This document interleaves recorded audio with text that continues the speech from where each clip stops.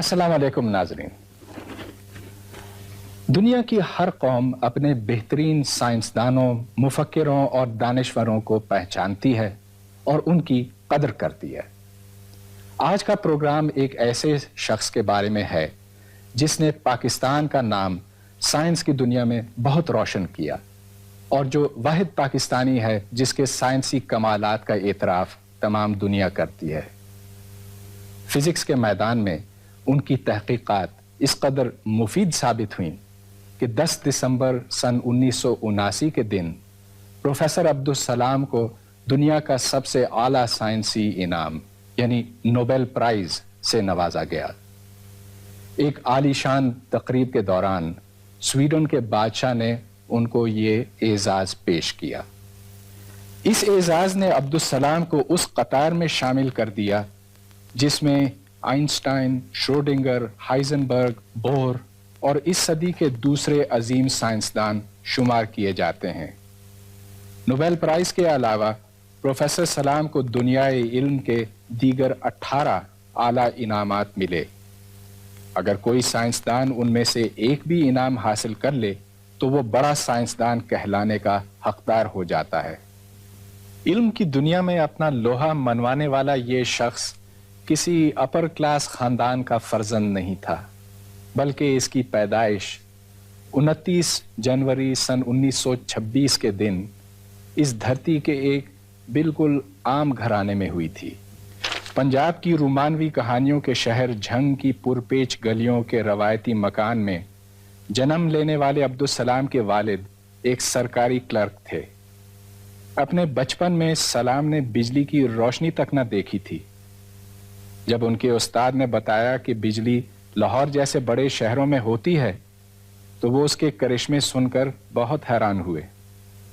عبدالسلام نے اسی شہر کے مڈل سکول سے 8ویں اور یہیں کے کالج سے میٹرک کا امتحان نہایت اعزاز کے ساتھ پاس کیا اور پچھلے تمام ریکارڈ توڑ ڈالے.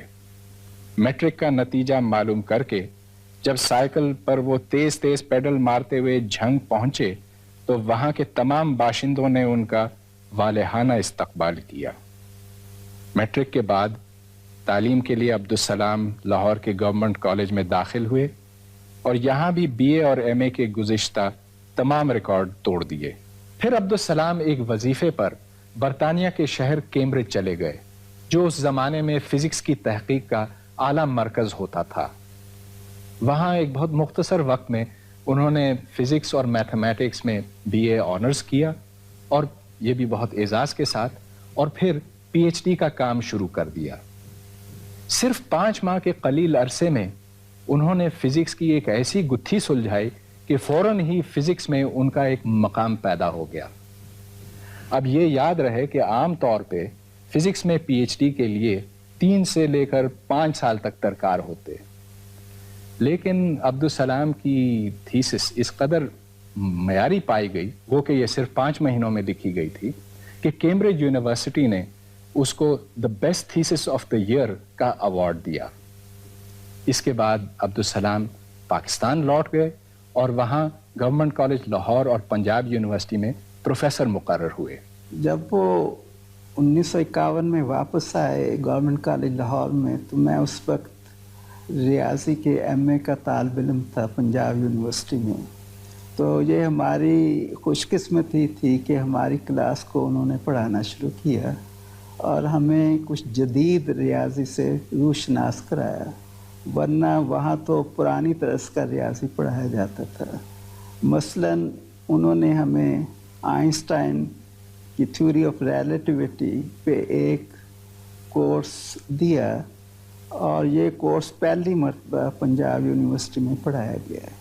لیکن اس صدی کی دوسری بڑی تھیوری جسے کوانٹم میکینکس کہتے ہیں وہ اس وقت نہ فزکس کے کورس میں شامل تھی نہ ریاضی کے کورس.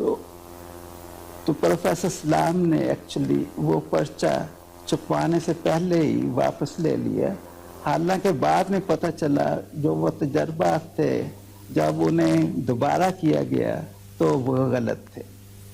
یہ پرنسپل جو انہوں نے تجویز کیا اس نے بعد میں جتنی بھی پروگریس ہوئی ہے اس فیلڈ میں اس میں ایک بہت بڑا کردار ادا کیا ہے۔ پروفیسر سلام کی شخصیت کے دو اہم پہلو تھے۔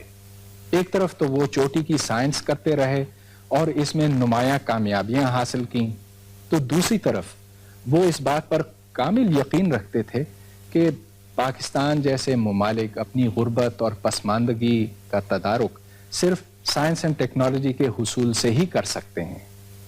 چنانچہ Pakistan atomic energy commission, SUPARCO اور ملک کے دیگر ٹیکنیکی اداروں کے قیام میں ان کا ایک مرکزی کردار تھا۔ پروفیسر سلام نے پاکستان کے اٹامک انرجی پروگرام کی ہمیشہ بھرپور حمایت کی اور کمیشن کی بہت زیادہ مدد کی۔ یہ کمیشن سن 57 میں قائم ہوا۔ سن 60 میں وہ پریزیڈنٹ ایوب کے سائنس ایڈوائزر کی حیثیت سے پاکستان اٹامک کمیشن کے ممبر بھی بن گئے، اور انہوں نے کہا کہ پاکستان کے پاس ایک ریسرچ ریکٹر ہونا چاہیے، جو کہ ہم نے پنسٹرک میں بنایا۔ پھر انہوں نے کراچی نیوکلیر پاور پلانٹ بنانے کی پرزور حمایت کی، وہ بھی بن گیا۔ اس کے علاوہ انہوں نے یہ کہا کہ ہمیں مین پاور ٹرین کرنا ہے، اور اس کے لیے انہوں نے سینکڑوں آدمی باہر ٹریننگ کے لیے بھجوائے۔ گورنمنٹ کو انکریج کیا کہ ہر وظیفے کا فائدہ اٹھایا جائے، اور اس کی وجہ سے ہمارا پروگرام بعد میں کامیاب ہوا۔ لیٹ 1960s میں سلام کے ساتھ مل کر ہم نے پاکستان میں ری پروسیسنگ پلانٹ بنانے کی تجویز پریزیڈنٹ ایوب کو بھیجی۔ انہوں نے بیوروکریٹس کی رائے لی۔ بیوروکریٹس نے کہا کہ یہ تو اکنامک نہیں ہے، اس کو مت بنائیں، اور ہمارے ہاتھ سے ایک سنہری موقع نکل گیا اور ہم ہندوستان سے ری پروسیسنگ پلانٹ کے فیلڈ میں پیچھے رہ گئے۔ اس کے بعد سن 72 میں جب میں کمیشن کا چیئرمین ہوا تو پروفیسر سلام اس وقت بھی کمیشن کے ممبر تھے۔ سن 74 میں انہوں نے ذاتی وجوہات کی بنا پر استعفیٰ دے دیا، لیکن اس کے باوجود وہ ہمارے ساتھ کام کرتے رہے، اور انہوں نے پاکستان اٹامک انرجی کمیشن کے بے شمار سائنسدانوں کو موقع دیا کہ وہ ٹی ایس سینٹر میں جا کر nuclear physics, laser, bio technology, chemistry, computers, electronics میں ایڈوانس ٹریننگ حاصل کریں۔ اس کا ہمیں بہت زیادہ فائدہ ہوا۔ اپنی اولین ملازمت کے دوران پروفیسر سلام نے جو فزکس کی تحقیق میں تنہائی محسوس کی تھی، وہ دیر تک ان کے ذہن پر چھائی رہی۔ چنانچہ وہ مستقل کوشش کرتے رہے کہ فزکس کا ایک بین الاقوامی ادارہ قائم کیا جائے۔ ان کی کوششیں بالآخر کامیاب ہوئیں، اور سن 64 میں اٹلی کے شہر تریستے میں ایک ایسا ادارہ قائم کیا گیا۔ اس سے تیسری دنیا کے ہزاروں سائنسدان استفادہ کرتے ہیں، اور ان میں متعدد پاکستانی بھی شامل ہیں۔ پاکستان جیسے ترقی پذیر ممالک میں سائنسی تحقیق کرنے والوں کے لیے ایک عام مشکل یہ ہوتی ہے کہ انہیں اپنے شعبے میں، اپنے سبجیکٹ میں ایسے افراد نہیں ملتے جن سے کہ وہ تبادلہ خیال کر کے اپنے کام کو آگے بڑھا سکیں۔ تو اس صورتحال کے نتیجے میں بہت سے سائنسی دماغ جو تھے انہوں نے واپس آنے کے بجائے مغرب سے وہیں پر رہائش اختیار کر لیا، واپس چلے گئے، جسے کہ ہم برین ڈرین کی صورتحال کہتے ہیں کہ سائنسی دماغ یہاں سے نکل کے واپس ویسٹ کی طرف چلے گئے۔ یہ صورتحال آئی سی ٹی پی کے قیام سے پہلے بہت زیادہ سنگین تھی۔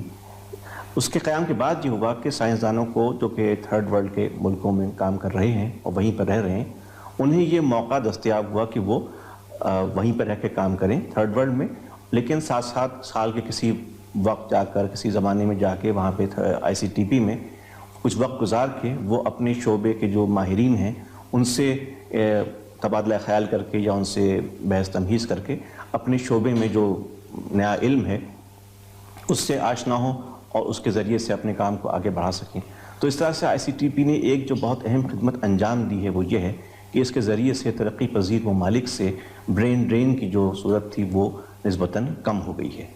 جہاں تک تیسری دنیا کے سائنسدانوں کی معاونت کا تعلق ہے، سلام صاحب کا ذہن نہایت اچھوتے خیالات کی آماجگاہ ہے۔ وہ مختلف ادوار میں مختلف قسم کی تجاویز سوچتے رہے ہیں. سب سے اہم تجویز جو ان کے ذہن میں تھی وہ یہ کہ مختلف سائنسدانوں کو جو ریسرچ کرنا چاہتے ہیں ICTP کا ایفیلیٹ ممبر بنایا گیا، جس کے تحت وہ 6 سال میں 3 دفعہ ICTP کے خرچے پر وہاں جا کر ریسرچ کر سکتے ہیں اور بقول ان کے اپنی بیٹریز چارج کر کے واپس اپنے ملک میں آ کے کام کر سکتے ہیں. اس کے علاوہ انہوں نے تیسری دنیا کے بہت سے ممالک کے اچھے اداروں کو جن کو سمجھتے ہیں کہ جہاں پہ کام ہو سکتا ہے انہیں ICTP کا ایفیلیٹ سینٹر بنایا، وابستہ ادارے کہ ICTP کی طرف سے ان کو معاونت دی جاتی ہے، ان کو ان کی اعانت کی جاتی ہے، ان کو اکوپمنٹ کے پیسے دیے جاتے ہیں، ان کو لائبریری کے پیسے دیے جاتے ہیں تاکہ وہاں کے سائنسدانوں کو اپنی تحقیق کے کاموں میں دشواری کا سامنا نہ کرنا پڑے. انٹرنیشنل سینٹر میں شروع میں تو کام صرف پارٹیکل فزکس اور سالڈ اسٹیٹ تھیوری پر ہوا کرتا تھا، لیکن بعد ازاں اس میں دوسرے اہم مضامین بھی شامل کر لیے گئے. پروفیسر عبدالسلام کو اس بات کا شدت سے احساس تھا کہ تیسری دنیا کے ممالک کو سائنس برائے اقتصادی ترقی کی اشد ضرورت ہے. چنانچہ انہوں نے سینٹر میں بہت سے اپلائیڈ فزکس کے پروگرام شروع کیے، مثلا lasers, solar energy, plasma physics and control fusion, soil physics, bio physics, geology, climatology وغیرہ. ساتھ ساتھ وہاں پر لیبارٹری ٹریننگ کا بھی اہتمام کیا گیا اور یہ تقریباً پچھلے 10 سال سے یہ کام چل رہا ہے. اب تک 4 لیبارٹریاں قائم کی جا چکی ہیں: micro processor laboratory, super conductivity laboratory, lasers and optical fibre laboratory اور کلائمیٹولوجی لیبارٹری.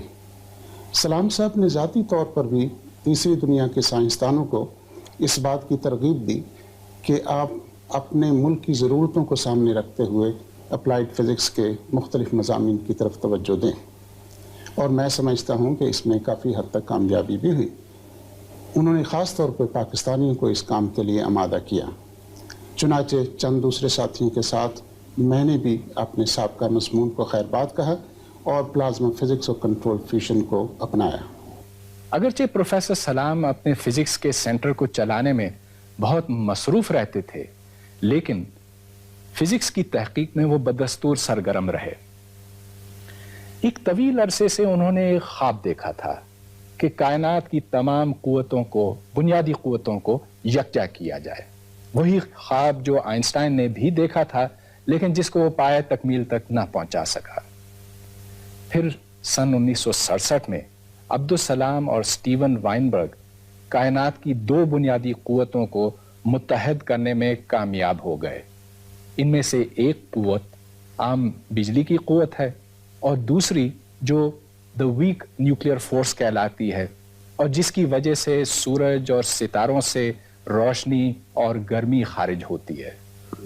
ہمارے یہ نظریہ وحدت 2 قوتوں کے درمیان ہے.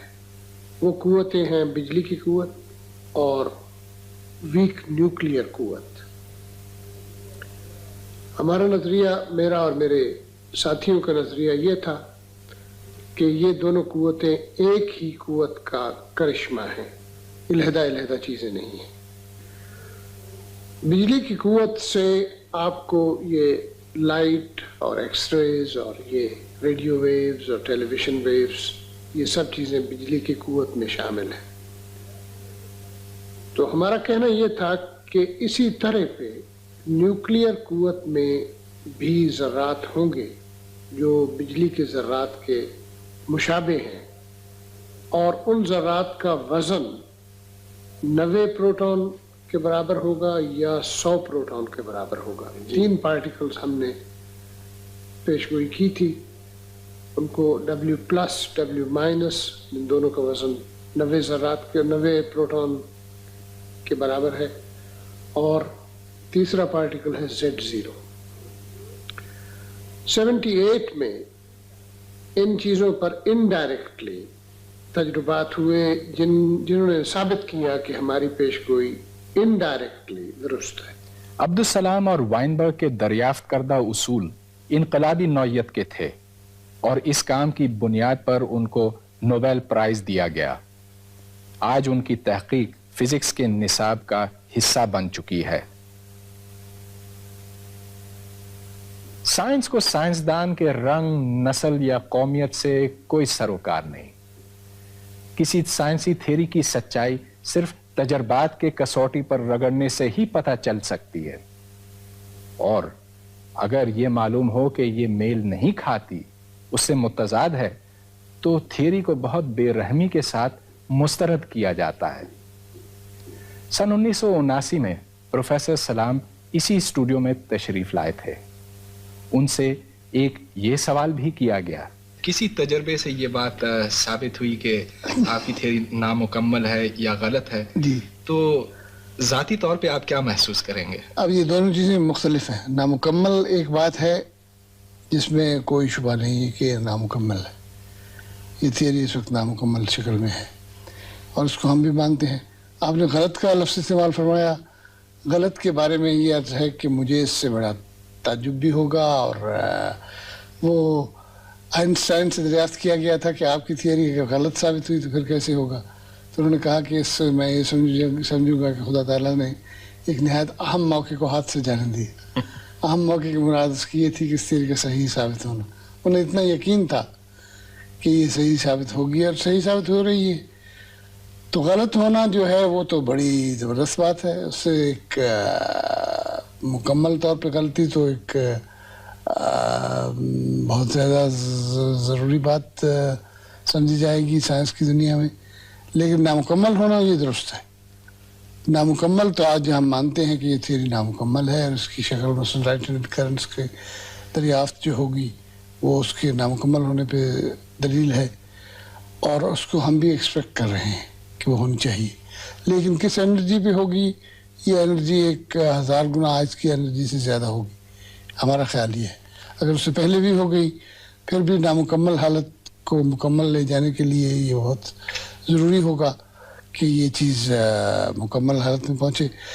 یہ غلط کے متعلق آپ نے جو فرمایا اس کے متعلق یہ عرض ہے کہ مثلا آئنسٹائن اور نیوٹن کی تھیوری کو لے لیجیے۔ نیوٹن کی تھیوری کو آپ غلط نہیں کہہ سکتے، وہ آئنسٹائن کی تھیوری کا حصہ بن گئی ہے، نامکمل حالت میں تھی وہ اس کا ایک حصہ بن گئی ہے۔ اب آئنسٹائن کی تھیوری خود کیسے آج کی دنیا میں کیسے آئے گی، یہ ایک مسئلہ اپنے ذات میں ایک اہمیت رکھتا ہے، اور ہم نے اب دریافت کیا ہے کہ ہم سے بے مرادی ہے گرین اور شوارٹز وغیرہ لوگوں نے، کہ ان لوگوں نے دریافت کیا ہے کہ آئنسٹائن کی تھیوری کا ایک حصہ، اور بلکہ ساری تھیوری ہی ایک اسٹرنگ تھیوری کا ایک حصہ ہے۔ سو اس لحاظ سے اس تھیوری کا دوسری تھیوری کے بڑی تھیوری کے حصہ بن جانا اس کی غلطی پہ نہیں دلالت کرتا۔ سائنس کے لامتناہی ارتقائی سلسلے میں پروفیسر سلام کی تھیوری کائنات کے بھید کھولنے کی طرف ایک اہم قدم ہے۔ آج بطور پاکستانی ہم بجا طور پر فخر کر سکتے ہیں کہ سائنس کی تاریخ میں ان کا نام درج ہے، اور افسوس کہ یہ نام اکیلا ہے۔ سوچنے کی بات تو یہ ہے کہ جس دھرتی نے اس عظیم سائنسدان کو جنم دیا، اس کی زرخیز مٹی اگر ذرا سی نم ہوتی تو کیا ہوتا۔